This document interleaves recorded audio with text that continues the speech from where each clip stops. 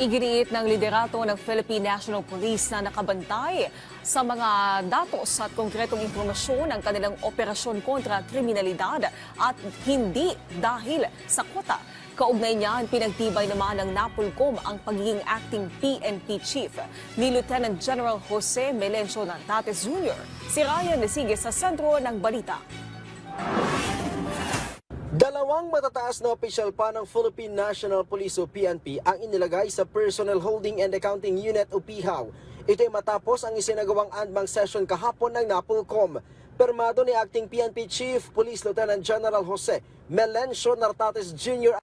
ang Resolution number 2025-0558 ng National Police Commission kaugnay sa modification sa pwesto ng 12 matataas na opisyal ng Philippine National Police.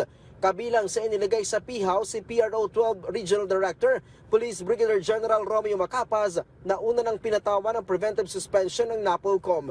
Inilagay din sa PHAU si Acting HPG Director, Police Brigadier General William Segon. Bukod sa dalawang general, ay inilabas na rin ng NAPOLCOM ang iba pang designation, assignment and reassignment ng ilang high-ranking PNP officials.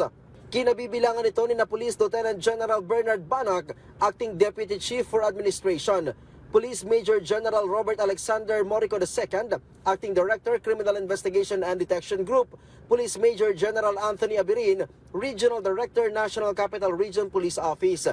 Inilipat naman bilang Officer in Charge Commander APC Visayas si Police Brigadier General Christopher Abrahano.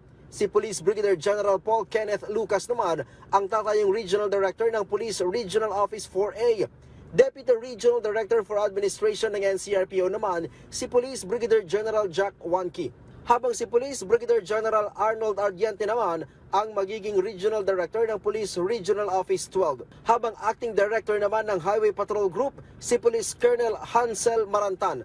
Acting Director naman sa Explosive and Ordnance Disposal or K9 Group si Police Colonel Jonathan Abelia at Police Colonel Arnold Rosero bilang Deputy Director for Administration EOD K9 Group. Samantala, walang umiiral na quota system sa pambansang pulisya. Ito ang binigyan diin ni Acting Chief PNP. Ayon kay Nartates, nagtatrabaho ang mga pulis base sa intelligence at investigation information. Meron din aniyang hawak na kopya ng warrant of arrest mula sa korte kaya't dito nakabase ang mga huhulihin ng mga otoridad. There's no such thing as quota arrest. Sinabi ko na nga kanina, our operations, not only in the Philippine National Police, as well as the different law enforcement agencies, no? Including the armed forces, paano sa ba nagkakantak ng patrol or combat patrol?